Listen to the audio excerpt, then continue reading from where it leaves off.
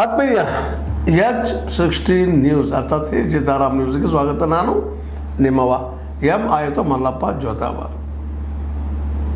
ಉತ್ತರ ಕರ್ನಾಟಕದ ಪ್ರತಿನಿಧಿತ್ವವನ್ನು ವ್ಯಕ್ತಪಡಿಸುತ್ತಿರುವಂತಹ ಜೊತೆಗೆ ಅಧ್ಯಕ್ಷರು ಬದಲಾಗಲೇಬೇಕು ಅನ್ನುವಂಥ ಒಂದು ಹಠ ಯೋಗತನವನ್ನು ಪ್ರದರ್ಶನ ಮಾಡುತ್ತಿರುವಂಥ ಸತೀಶ್ ಅವರು ಈಗಾಗಲೇ ಹೈಕಮಾಂಡ್ ಯಾರೂ ಬಾಯಿ ಬಿಚ್ಚಿಕೊಡೋದು, ಎಲ್ಲರೂ ಮೌನ ಆಗಬೇಕು, ಮಾತಾಡುವಾಗಿಲ್ಲ ಅಂತೀರಿ ಸಂದರ್ಭದಲ್ಲೇ ಸುರ್ಜೇವಾಲಾ ಅವರಿಗೆ ಪ್ರತ್ಯೇಕವಾಗಿ ಅವರು ದಿಲ್ಲಿಗೆ ಹೋಗಿ ಭೇಟಿಯಾಗಿ ತಮ್ಮ ಕಡೆಗೆ 50 ಜನ ಶಾಸಕರಿದ್ದಾರೆ, ನೀಡಿದ್ದವರು ಅಧ್ಯಕ್ಷರಿಗೆ ಬದಲು ಮಾಡಬೇಕು. ಯಾಕಂದರೆ ಅಧ್ಯಕ್ಷರು ಒಬ್ಬ ಏನಪ್ಪ ಅಂತಂದ್ರೆ ಎಲ್ಲರೂ ಸಮಾನವಾಗಿ ತೆಗೆದುಕೊಳ್ಳಾರ್ದ ತಮಗೆ ಅನಿಸಿದ್ದನ್ನು ಮಾತನ್ನು ಹೇಳ್ತಾ ಹೋಗೋದ್ರಿಂದಾಗಿ ವಿಶೇಷವಾಗಿ ನಮ್ಮ ಉಸ್ತುವಾರಿ ಅಂದರೆ ಬೆಳಗಾವಿ ಜಿಲ್ಲೆ ಉಸ್ತುವಾರಿಯಲ್ಲೇ ಗಾಂಧಿ ಭಾರತ ಸಂದರ್ಭದಲ್ಲೇ ನಮಗೆ ಕಡೆಗಣೆ ಮಾಡಿದ್ದಾಗಲಿ ಇನ್ನುಳಿದಾಗಲಿ ಅನೇಕ ವಿಷಯಗಳನ್ನ ಅವ್ರ ಮುಂದೆ ಹೇಳೋದಷ್ಟೇ ಅಲ್ಲ, ಜೊತೆಗೆ ಇದರಿಂದಾಗಿ ಸಹಜವಾಗಿನ ಒಂದು ರೀತಿ ರಾಜಕೀಯ ವೈಷಮ್ಯ ಬೀಳುವಂಥ ಎಲ್ಲ ಸಾಧ್ಯತೆಗಳಿದ್ದಾವೆ.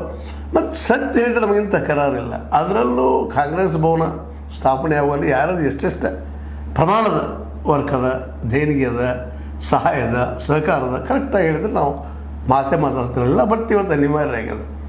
ಅದಕ್ಕಾಗಿ ಇವತ್ತು ಒಂದು ಮತ್ತು ಈಗಾಗಲೇ ಹೈಕಮಾಂಡ್ ಆಶ್ವಾಸನೆ ಕೊಟ್ಟಿತ್ತು, ಅಧ್ಯಕ್ಷರನ್ನ ಎಲೆಕ್ಷನ್ ಆದ ತಕ್ಷಣ ಬದಲು ಮಾಡ್ತೀವಿ ಅಂತೇಳಿ. ಇನ್ನೂ ಯಾವಾಗ ಬದಲು ಮಾಡೋರು ಅನ್ನುವಂಥದ್ದು, ಅಧ್ಯಕ್ಷರಿಗೆ ಬದಲಾಗಬೇಕು ಅನ್ನುವಂಥ ಒಂದು ಹಠವನ್ನು ಈ ಒಂದು ಸುರ್ಜೇವಾಲಾ ನೀಡುವುದಷ್ಟಲ್ಲ, ಪ್ರೆಸ್ ಕರೆದು ಪ್ರೆಸ್ನಲ್ಲಿ ಆ ಮಾತನ್ನು ವ್ಯಕ್ತಪಡಿಸಿದ್ದಾರೆ. ಎಲ್ಲಿವರೆಗೆ ಇದು ಅಧ್ಯಕ್ಷ ಸ್ಥಾನ ಅಂತೇಳಿ. ಅದಕ್ಕೆ ಅಧ್ಯಕ್ಷ ಸ್ಥಾನದ ಜೊತೆಗೆ ಈ ಒಂದು ಸಚಿವಗಿರಿ ಬಿಡಬೇಕಾಗುವಂಥ ಪ್ರಸಂಗ ಬರ್ಬೋದಲ್ಲ ಅನ್ನುವಂಥ ಪ್ರಶ್ನೆ ಮಾಡಿದ್ದಕ್ಕೆ ಹೈಕಮಾಂಡ್ ಏನು ಹೇಳ್ತೋ ಅದನ್ನು ನೋಡೋಣ ಅನ್ನುವಂಥ ಮಾತನ್ನು ಮಾತಾಡಿದ್ದಾರೆ. ಅಂದ್ರೆ ಒಂದು ರೀತಿಯಿಂದ ಡೂ ಆರ್ ಡೈ, ಒಂದು ಡಿ ಕೆ ಶಿವಕುಮಾರ್ ಇರಬೇಕು, ಇಲ್ಲ ನಾವು ಇರಬೇಕು ಅನ್ನುವಂಥ ಮಾತನ್ನು ಮಾತಾಡಿದ್ದಾರೆ. ಅದಕ್ಕೆ ಅದ್ರ ಜೊತೆಗೆ ಸಿದ್ದರಾಮಯ್ಯವರಾದರೂ ಸಹಿತ ನಾನು ಹೋಗಿ ಅಲ್ಲಿ ಮಾತಾಡ್ತೀನಪ್ಪ ಹೈಕಮಾಂಡ್ದಲ್ಲ, ನೀವು ಅಷ್ಟು ನೆಮ್ಮದಿಯಿಂದ ಇರ್ರಿ ಅಂತೇಳಿ ಹೋಗಿದ್ದಾರೆ ಸುದ್ದಿಗಳಿದ್ದಾವೆ. ಇದರ ಅರ್ಥ ಇದೊಂದು ವೆಲ್ ಪ್ಲ್ಯಾನಡ. ಈ ಸಲ ಡಿ ಕೆ ಶಿವಕುಮಾರ್ ಅಧ್ಯಕ್ಷ ಸ್ಥಾನ ಇಳಿಸಬೇಕು ಅಂತೇಳಿ ಇಷ್ಟೆಲ್ಲ ಡೆವಲಪ್ಮೆಂಟ್ ಆದಾಗ ಸಹಜವಾಗಿ ಡಿ ಕೆ ಶಿವಕುಮಾರ್ ಅವರು ರಾಜಕೀಯ ಮಾಡುವಂಥವ್ರ ಏನು ನಡೆದ ಅದ್ರ ಮೇಲೆ ಗಮನ ಇಟ್ಟುಕೊಂಡು ಅವರು ಇಲ್ಲ ನಿಶ್ಚಿತವಾಗಿ ಇದು ಅಧ್ಯಕ್ಷಗಿರಿ ಬದಲಾಗುವ ಸಂದರ್ಭ ಬರ್ಬೋದು ಅಂತ ತಿಳ್ಕೊಂಡು ತಮ್ಮದೇ ಆದ ಕೆಲವು ಹೆಸರುಗಳನ್ನು ತೇಲಿ ಬಿಡ್ತಾ ಇದ್ದಾರೆ. ಅದರಲ್ಲೂ ಡಿ ಕೆ ಸುರೇಶ ಅಥವಾ ಇನ್ನೊಬ್ಬರು ಅಥವಾ ಖಂಡ್ರೆ ಇಂಥ ಕೆಲವೊಂದು ಹೆಸರುಗಳು ತೇಲಿ ಬಿಡ್ತಾ ಇದ್ದಾರೆ, ಸುದ್ದಿಗಳು ಇದ್ದಾವೆ. ಅದಕ್ಕೆ ಮತ್ತೊಂದು ಇನ್ನೊಂದು ಕೌಂಟ್ರ ನಡೆದವ. ಅಂದರೆ ಇದರ ಅರ್ಥ ಕಾಂಗ್ರೆಸ್ನಲ್ಲೇ ನಾವು ಅಂದುಕೊಂಡಂಗೆ ಹೈಕಮಾಂಡ ಪೂರ್ತಿ ಎಲ್ಲರೂ ಕಂಟ್ರೋಲ್ ತೊಗೊಂಡದ ಅನ್ನುವಂಥದ್ದಿಲ್ಲ. ಯಾಕೆಂತಂದ್ರೆ ಮೂಲತಃ ಸತೀಶ್ ಅವ್ರು ಹೇಳ್ತಾ ಇದ್ದಾರೆ, ಹೇಳದ ಹೈಕಮಾಂಡ ಅವ್ರಿಗೊಂದು ನಮಗೊಂದು ನ್ಯಾಯಕ, ಎಲ್ಲರಿಗೂ ಒಂದು ಪೋಸ್ಟಪ್ಪ, ಒಬ್ಬರಿಗೆ ಒಂದು ಪೋಸ್ಟ್ ಯಾಕೆ ಕೊಡ್ತಾ ಇಲ್ಲ, ಒಬ್ಬೊಬ್ರಿಗೆ 3 ಪೋಸ್ಟ್ ಯಾಕಂದ್ರೆ ನೇರವಾಗಿ ಅವ್ರನ್ನ ದಾಳಿ ಮಾಡ್ತಾ ಇದ್ದಾರೆ. ಜೊತೆಗೆ ಅವ್ರು ಇನ್ನೊಂದು ಕ್ಷೇತ್ರದಲ್ಲಿ ಮತ್ತೊಬ್ಬ ಕ್ಷೇತ್ರದಲ್ಲಿ ಬಂದು ತಮ್ಮ ಅಧಿಕಾರ ಹಸ್ತಕ್ಷೇಪ ಯಾಕೆ ಮಾಡ್ತಾ ಇದ್ದಾರೆ, ಟ್ರಾನ್ಸ್ಫರ್ದಾಗಿರ್ಬೋದು ಮತ್ತೊಂದಾಗಿರ್ಬೋದು ಯಾವುದೇ ವಿಷಯದಲ್ಲಿ. ಹೀಗಾಗಿ ಇವತ್ತೊಂದು ನಿರ್ಣಾಯಕ ಘಟ್ಟಕ್ಕೆ ಬಂದಿಂಥದ್ದು ಡಿ ಕೆ ಶಿವಕುಮಾರ್ ಮತ್ತು ಸತೀಶ್ ಅವರ ಪರಗಳ ಮಧ್ಯದಲ್ಲ.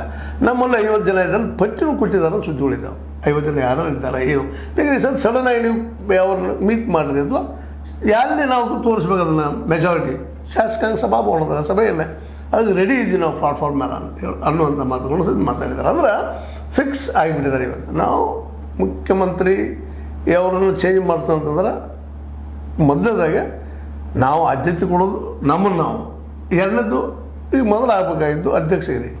ಯಾಕೆ ಮುಖ್ಯಮಂತ್ರಿ ಸ್ಥಾನ ಬದಲಾವಣೆ ಇಲ್ಲಪ್ಪ ಅಂದ್ರೆ ಮುಖ್ಯಮಂತ್ರಿ ಇದ್ದಾರೆ ಈಗ ಮುಂದಿನ 5 ವರ್ಷಕ್ಕಾಗಿ, ಅವರ ಬದಲಾವಣೆ ಇಲ್ಲ. 27 ನಂತರ ನೋಡೋಣ ಆ ಸಂದರ್ಭದಲ್ಲಿ ಅನ್ನೋಂಥ ಮಾತುಗಳು ಕೇಳಿ ಬರ್ತಾಯಿದ್ದಾವೆ. ಈ ಎಲ್ಲ ನೆಲೆಯಲ್ಲೇ ನಮ್ಮ ಸತೀಶ್ ಅವರು ವಿಶೇಷವಾದಂಥ ಒಂದು ವೆಲ್ ಪ್ಲ್ಯಾನರ್ ಮಾಡಿದ್ದಾರೆ ಅಂತೇಳಿ ಸ್ಪಷ್ಟ ಆಗ್ತಾ ಇದೆ. ಒಂದನೇದಾಗಿ ಉತ್ತರ ಕನ್ನಡದ ಒಂದು ಪ್ರಾತಿನಿಧಿತ್ವ, ಎರಡನೇದಾಗಿ ಹಿಂದುಳಿದ ದಲಿತರ ಪರವಾಗಿದ್ದಂಥ ಒಂದು ಧ್ವನಿ ನಾವು ಆಗ್ತೀವಿ ಅನ್ನೋಂಥ 2ನೇ ಪಾಯಿಂಟ್ ಇಟ್ಟಿದ್ದಾರೆ. ಈ ರೀತಿಯಾಗಿ ಇದ್ರ ಜೊತೆಗೆ ಏನಪ್ಪ ಅಂತಂದ್ರೆ ಮೂರನೇದಾಗೆ ನೀವು ದಲಿತ ಸಮುದಾಯಕ್ಕೆ ಅನ್ಯಾಯ ಮಾಡ್ತಾಯಿದ್ರಿ, ಈ ಸಲ ಆದರೂ ನಮಗೆ ಒಂದು ನ್ಯಾಯ ಕೊಡಿಸಲಿ ಅನ್ನುವಂಥ ಮಾತುಗಳು ಇರ್ಬೋದು. ಅದರಲ್ಲೇ ಒಟ್ಟಾರೆಯಾಗಿ ಡಿ ಕೆ ಸಿ ಮತ್ತು ಸತೀಶರ ಮಧ್ಯದ ತಿಕ್ಕಾಟ ಚೋರ್ತರಾಗಿ ಬಂದಿರ್ತದೆ ನಿರ್ಣಾಯಕ ಹಂತಕ್ಕೆ. ಅದಕ್ಕಾಗಿ ಈಗ ಜಸ್ಟ್ ಹೇಳಿದ ನಿಮಗೆ ಡಿ ಕೆ ಶಿ ಅವರಾದರೂ ಸಹಿತ ಅವಾಗ ಬೇಕಾದಂಥವ್ರು ಡಿ ಕೆ ಸುರೇಶ್ ಅವರು ಬೇಡ ಮತ್ತಾರು ಇನ್ಯಾರು ತಂದು ಕೂಡಿಸ್ಬೇಕು ಅಂತಲೂ ವಿಚಾರ ಅವರು ಮಾಡ್ತಾ ಇದ್ದಾರೆ. ಅಧ್ಯಕ್ಷ ಸ್ಥಾನಕ್ಕೆ ಅವ್ರಿಗೂ ಗೊತ್ತಾಗ್ಯದ ಅಧ್ಯಕ್ಷ ಸ್ಥಾನ ಬಿಡೋದು ಅನಿವಾರ್ಯ ಆಗಬಹುದು ಅಂತೇಳಿ. ಅದಕ್ಕಾಗಿ ಅವ್ರು 2.5 ವರ್ಷಕ್ಕೆ ಸಿದ್ದರಾಮಯ್ಯ ಮನೆ ಕಳಿಸಿ ಅಂದ್ರೆ ಹೊರಗೆ ತೆಗೆದಾಗೆ ತಾವು ಚೀಫ್ ಮಿನಿಸ್ಟರ್ ಆಗುವಂಥ ಒಂದು ಪ್ಲ್ಯಾನನ್ನು ಅವರು ತಮ್ಮ ಹಿಂಬಾಲಕರಿಂದ ಮಾಡಿಸ್ತಾ ಇದ್ದಾರೆ, ತಮ್ಮ ಜನರಿಂದ ಮಾಡಿಸ್ತಾ ಇದ್ದಾರೆ. ಒಟ್ಟಾರೆಯಾಗಿ ಇಬ್ಬರು ತಮ್ಮ ಶಕ್ತಿ ಪ್ರದರ್ಶನಕ್ಕೆ ಮುಂದಾಗಿದ್ದಾರೆ. ಇದರಿಂದಾಗಿ ಹೈಕಮಾಂಡ್ಗೆ ಎಲ್ಲಿಲ್ಲದ ಪ್ರಾಣ ಸಂಕಟ ಬಂದಂಗೆ ಆಗಿದೆ ಅಂತ, ಏನು ಮಾಡಬೇಕು ಏನಿಲ್ಲ ಅನ್ನೋದು ತಿಳಿತಾ ಇಲ್ಲ. ಯಾಕಂದರೆ ಇರೋದು ರಾಷ್ಟ್ರದಲ್ಲೇ ಕರ್ನಾಟಕ, ಅದರ ಜೊತೆಗೆ ಹಿಮಾಚಲ ಪ್ರದೇಶ, ಇನ್ನೊಂದಿಷ್ಟು ಈ ಪ್ರದೇಶದಲ್ಲಿದ್ದಂಥ ಕಾಂಗ್ರೆಸ್ಸು ಈಗ ಇನ್ನುಳಿದ ಕಡೆ ಎಲ್ಲೂ ಅಧಿಕಾರದಲ್ಲಿಲ್ಲ. ಇದು ಹೋದ್ರೆ ತೊಂದರೆ ಆಗ್ತದೆ ಅಂತ ಭಯನೂ ಅದ. ಅದೇ ಕಾಲಕ್ಕೆ ಇದೇ ಸಂದರ್ಭದಲ್ಲೇ BJP ಆದರೂ ಸಹಿತ ಆ ಬೇಲಿ ಮೇಲೆ ಕುಳಿತದು. ಏನಪ್ಪ ಅಂದರೆ ಇದೇನು ನಡೀತದೆ ಇಲ್ಲಿ ಡೆವಲಪ್ಮೆಂಟ ಏನು ನಡೀತದ್ರೆ ಸತೀಶ್ ಅವ್ರನ್ನ ಅವರ ಅಣ್ಣನ ಮೂಲಕ ಅಥವಾ ಮತ್ತಾವುದ್ರ ಮೂಲಕ ತೊಗೊಂಡು ಹೋಗ ನಾವು ಗೌರ್ಮೆಂಟ್ ಯಾಕೆ ಮಾಡಬಾರ್ದು ಅಂತ ಲೆಕ್ಕಾಚಾರ ನೋಡೋದು ಅಂತೇಳಿ ಕೇಳಿ ಬರ್ತಾಯಿದೆ. ಒಟ್ಟಲ್ಲೇ ಈ ಎಲ್ಲ ಡೆವಲಪ್ಮೆಂಟ್ಗಳನ್ನ ನೋಡಿದಾಗ ಸತೀಶ್ ಅವ್ರಿಟ್ಟಂಥ ಹೆಜ್ಜೆಯನ್ನು ನೋಡಿದಾಗ ಸತೀಶ್ ಅವರು ಈ ಸಲ ಮಾತ್ರ ಹಿಂದೆಂದಿಗಿಂತಲೂ ಹೆಚ್ಚು ಅಗ್ರೆಸಿವ್ ಆಗಿದ್ದಾರೆ ಅಂತೇಳಿ ಸ್ಪಷ್ಟ ಆಗಿರ್ತದೆ. ಅಗ್ರೆಸಿವ್ ಅಂದ್ರೆ ತೀವ್ರಗಾಮಿ ಅಂತ ಹೇಳ್ಬೋದು ನಾವು ಆಗಿದ್ದಾರೆ. ಈ ಸಲ ನಾವು ನೋಡೋಣಪ್ಪ ಅನ್ನೋ ಮನಸ್ಥಿತಿ ಬಂದಿದ್ದಾರೆ. ಯಾಕಂದ್ರೆ ಪ್ರತಿಯೊಂದು ಯಾವುದೇ ಹೆಜ್ಜೆ ಇಡಬೇಕಾಗಿದ್ರು ಸಹಿತ ಭಾಳ ಎಚ್ಚರಿಕೆಯಿಂದ ಸೋಸಿ ಅಳದ ಮಾಡಿ ಹೆಜ್ಜೆ ಇಡ್ತಿದ್ರು. ಬಟ್ ಈ ಸಲ ಅದನ್ನು ಮೀರೆ ಅದರಲ್ಲೂ DK ಅವರು ಒಂದು ತಪ್ಪೇನು ಮಾಡಿದ್ರಪ್ಪ ಅಂದ್ರೆ ಬೆಳಗಾವಿ ವಿಷಯದಲ್ಲಿ ಅನಗತ್ಯ ಮೂಗು ತೋರಿಸಿದ್ರು. ಅಷ್ಟಲ್ಲ, ಕಾಂಗ್ರೆಸ್ ಭವನದ ವಿಷಯದಲ್ಲೇ ಕೇವಲ ನಮ್ಮ ಲಕ್ಷ್ಮೀಬಾಯಿ ಹೆಬ್ಬಾಳ್ಕರ್ ಒಬ್ಬರು ಮಾಡಿದ್ದಾರೆ ಏನೋ ಅನ್ನೋಂಗೆ ಮಾತಾಡಿದ್ದ. ಇನ್ನಷ್ಟು ಕೆರಡಿಸೋದಕ್ಕೆ ಉರಿತಿರೋದು ತುಪ್ಪ ಹಾಕಿದಂಥ ಪ್ರಸಂಗ ಆಗಿಬಿಟ್ಟ. ಇವತ್ತು ಜಾರಕಿಹೊಳಿ ಸಹೋದರರು ಈ ಒಬ್ಬರಿಗೊಬ್ರು ಗಟ್ಟಿಯಾಗಿದ್ರು ನಿಲ್ಲುವಂಥದ್ದು, ಜೊತೆಗೆ ಕಾಂಗ್ರೆಸ್ನಿಂದನೇ ಅವ್ರು ಹೊಡೆತ ಕೊಡುವಂಥದ್ದು ವಿಚಾರ ಮಾಡ್ತಾಯಿದ್ದಾರೆ. ಈಗಾಗಲೇ 50 ಜನ ನಮ್ಮ ಬೆಂಬಲಿಗಿದ್ದಾರೆ ಅಂದರೆ ಪಟ್ಟಿನೂ ಕೊಟ್ಟಿದ್ದಾರೆ. ಅಂದಾಗ ಇದನ್ನು DK ಅವರು ಯಾವ ರೀತಿಯಾಗಿ ಎದುರಿಸ್ತಾರೆ ಅನ್ನೋದು ಇನ್ನೂ ಕುತೂಹಲ ಆಗಿದೆ ಅಂತ. ಒಂದು ಸತೀಶ ಅವರನ್ನು ಏನಾರ ಮಾಡಿ BJPಗೆ ಇಲ್ಲಿ ಕೊಡೋದಿಲ್ಲ ಅಂತಂದರೆ BJPಗೆ ತೆಗೆದುಕೊಂಡು ಹೋಗುವಂಥ ಒಂದಿಷ್ಟು ಏನು ಕೆಲಸಗಳು ನಡೆದಿದ್ದಾವೆ ಅಂತ ಸುದ್ದಿಗಳಿದ್ದಾವೆ. ಅದೇ ಕಾಲಕ್ಕೆ DK ಶಿವಕುಮಾರ್ ಅವ್ರಿಗೂ ಸಹಿತ ಇದರಿಂದ ಏನಪ್ಪ ಅಂದ್ರೆ ನನ್ನನ್ನು ಅಧ್ಯಕ್ಷರಿಗೆ ಬಿಟ್ಟರೆ ಸಾಕಪ್ಪ ಅನ್ನೋಂಥ ಪರಿಸ್ಥಿತಿನೂ ಅದ. ಯಾಕಂತಂದ್ರೆ ಅದು ಬಿಡು ಸಾಧ್ಯನೂ ಇಲ್ಲ ಅಂತ ಅನಿಸ್ತದೆ ಈಗಿನ ಡೆವಲಪ್ಮೆಂಟ್ ನೋಡಿದ್ರೆ. ಯಾಕಂದರೆ ಮುಖ್ಯಮಂತ್ರಿ ಸ್ಥಾನಕ್ಕೆ ಇವರು ಜೋರ್ದಾರಾದಂತಹ ಪ್ರಯತ್ನವನ್ನು ಮಾಡ್ತಾಯಿದ್ರು. ಅದಕ್ಕೆ ಅಡ್ಡಗೋಡೆಯಾಗಿ ಬಂದಂಥವ್ರು ಸತೀಶ್ ಮತ್ತು ಪರಮೇಶ್ವರ ಇರುವರು. ಈ ಇಬ್ಬರ ಒಂದು ಪ್ರಯತ್ನ ಜೊತೆಗೆ ಸಿದ್ದರಾಮಯ್ಯರ ಜಾಣತನದಿಂದಾಗೆ ಅದು ತಡೆದಿತ್ತು. ಏನಪ್ಪ ಅಂತಂದ್ರೆ ನಾನು ಯಾರು ಮಾತುಕತೆಯಲ್ಲ ಯಾವ ಒಪ್ಪಂದಿಲ್ಲ ಅಂತ ಸಿದ್ದರಾಮಯ್ಯವರು ಹೇಳೋದು ದಾಟಿಸ್ತಾ ಇದ್ರು. ಅದು ಇನ್ನೂ ಯಾಕೋ ಜೋರಾದಾಗ ಅನಿವಾರ್ಯವಾಗಿ ಆ ಕಾರಣಕ್ಕೆ ಇವತ್ತು ಸತೀಶ್ ಅವರು ಇಳಿದಿದ್ದಾರೆ, ಅಥವಾ ಸತೀಶ್ ಅವರು ಸಿದ್ದರಾಮಯ್ಯ ಪರವಾಗಿ ಇಳಿದಿದ್ದಾರೆ. ಯಾಕೆಂದರೆ ಈ DK ಅವರ ಒಂದು ಇವತ್ತೇನಾದರೂ ಕೇಂದ್ರ ಅಧಿಕಾರ ಕಸ್ಕೊಳ್ಬೇಕಾದ್ರೆ ಮೊದಲ ಅಧ್ಯಕ್ಷಗಿರಿಯನ್ನು ಕಸ್ಕೊಳ್ಬೇಕು ಅನ್ನುವಂಥ ವಿಚಾರಕ್ಕೆ ಬಂದಿತ್ತಿದ್ದಾರೆ. ಯಾಕಂದ್ರೆ ಯಾರು ಅಧ್ಯಕ್ಷರು ಇರ್ತಾರೆ 2028 ಅವ್ರಿಗೆ ಹೆಚ್ಚು ಅನುಕೂಲಗಳಾಗ್ತಾವೆ ಮುಖ್ಯಮಂತ್ರಿ ಆಗೋದಕ್ಕೆ ಅಂತೇಳಿ. ಮತ್ತು ಈಗಿನ ಡೆವಲಪ್ಮೆಂಟ್ ನೋಡಿದಾಗ ಸಹಜವಾಗಿ ಕಾಂಗ್ರೆಸ್ ಕರ್ನಾಟಕದಲ್ಲೇ ಬಲವುಳ್ಳದಾಗಬಹುದು ಅನ್ನೋ ತರ್ಕಗಳು ಇದ್ದಾವೆ. ಯಾಕಂದರೆ BJP ಇದ್ದಿದ್ದು ಯಾವುದೇ ಗ್ಯಾರಂಟಿಗಳ ಬಗ್ಗೆ ಆಗಲಿ ಮತ್ತೊಂದರ ಬಗ್ಗೆ ಆಗಲಿ ಏನೂ ಮಾಡ್ತಾ ಇಲ್ಲ. ಜೊತೆಗೆ ಗ್ಯಾರಂಟಿ ಟೆಕ್ಸೋಂಥ ಕೆಲಸ ಮಾಡೋದ್ರಿಂದಾಗಿ ತನ್ನ ವೈರತ್ವವನ್ನು ಬೆಳೆಸ್ಕೊಳ್ಳಿಕ್ಕೆ ಅದ್ರ ಜೊತೆಗೆ ಇನ್ನೊಂದು ಏನಪ್ಪ ಅಂತಂದ್ರೆ ಅಲ್ಲೂ ಹೊಂದಾಣಿಕೆ ಇಲ್ಲ, ತಿಕ್ಕಾಟಗಳಿದ್ದಾವೆ. ಯಡಿಯೂರಪ್ಪ ಮತ್ತು ಯತ್ನಾಳ್ ಬಣದಲ್ಲಿ ಜೋರ್ದಾರ್ ತಿಕ್ಕಾಟ ಇರೋದರಿಂದ ಮತ್ತೊಮ್ಮೆ ಇಲ್ಲಿ ಆಯ್ಕೆ ಆಗುವಂತಹ ಸಾಧ್ಯತೆಗಳು BJP ಭಾಳ ಕಡಿಮೆ ಇರೋದ್ರಿಂದಾಗೆ ಇವತ್ತು ಕಾಂಗ್ರೆಸ್ ಏನಪ್ಪ ಅಂದ್ರೆ ಮತ್ತೊಮ್ಮೆ ಆಯ್ಕೆ ಆಗುವಂಥ ಸಾಧ್ಯತೆಗಳು ಇರೋದ್ರಿಂದಾಗಿ ಸತೀಶ್ ಅವರು ವೆಲ್ ಪ್ಲಾನಡ್ ಇಲ್ಲ, ನಮ್ಮ ಹತ್ರ 50 ಜನ ಇದ್ದಾರೆ, ನಮ್ಮನ್ನ ಅಧ್ಯಕ್ಷರು ಮಾಡ್ರಿ ಅಂತ ಡಿಮಾಂಡ್ ಮಾಡ್ತಾ ಇದ್ದಾರೆ. ಇದಕ್ಕೇನು DK ಅವ್ರು ಏನು ಮಾಡ್ಬೋದು, ಯಾವ ಹೆಜ್ಜೆ ಇಡ್ಬೋದು? ಈಗಾಗಲೇ ಹೈಕಮಾಂಡದ ಹತ್ತಿರ ಇಬ್ಬರು ಹೋಗಿದ್ದಾರೆ, CM ಮತ್ತು DCM. ಅವ್ರು ಏನು ಮಾತಾಡ್ತಾರೆ, ಏನು ಡೆವಲಪ್ ಆಗ್ಬೋದು. ಮತ್ತು ಈಗಾಗಲೇ ಮೆಸೇಜು ಕೊಟ್ಟಿದ್ದಾರೆ ಇವರು. ನಾವು ಬೇಕಾದ್ರೆ 50 ಜನ ಪಟ್ಟಿನ ಬಂದು ಬಿಡ್ತೀವಿ ಅನ್ನೋಂಥ ಮಟ್ಟಕ್ಕೂ ಇದ್ದಾರೆ. ಹೀಗಾಗಿ DK ಶಿವಕುಮಾರ್ ಅವ್ರಿಗೆ ಇದು ಎಷ್ಟು ಮಟ್ಟಿಗೆ ಹಾನಿ ಮಾಡ್ಬೋದು, ಬೇಡ DK ಶಿವಕುಮಾರ್ ಇದನ್ನು ಇಟ್ಕೊಂಡು ಮತ್ತೊಂದು ಏನಾದರೂ ಗೇಮ್ ಆಡ್ಬೋದಾ? ಯಾಕಂತಂದ್ರೆ ಈಗಾಗಲೇ DK ಶಿವಕುಮಾರ್ ಅವರು ನೀವು ನೋಡಿದ್ರಿ ರಾಜಕೀಯವಾಗಿ ಸಾಕಷ್ಟು ಪ್ರಬುದ್ಧರಿದ್ದಾರೆ. ಇದನ್ನು ತಮಗೆ ಅನುಕೂಲ ಆಗುವಂಗೆ ಬಳಸ್ಕೊಳ್ಳೋ ಸಾಧ್ಯತೆಗಳು ಇದ್ದಾವೆ.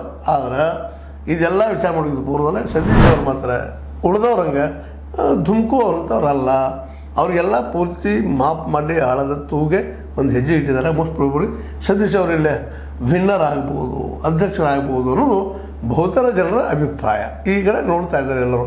DK ಅವರು ಇದನ್ನು ಯಾವ ರೀತಿ ಎದುರಿಸ್ತಾರೆ, ಮತ್ತು ತಾವು ಅಧ್ಯಕ್ಷರಾಗಿ ಉಳಿತಾರ ಅಥವಾ ಮುಂದುವರಿತಾರ ಅಥವಾ ಅಧ್ಯಕ್ಷರಿಗೆ ಬಿಡ್ತಾರ, ಅಧ್ಯಕ್ಷರಿಗೆ ಬಿಡ್ತೀನೋ ಮುಖ್ಯಮಂತ್ರಿ ಪದವಿ ಕೊಡಂತೇಳಿ ಬೆನ್ನತ್ತಾರ, ಅದು ಸಾಧ್ಯತೆಗಳಿದ್ದಾವೆ.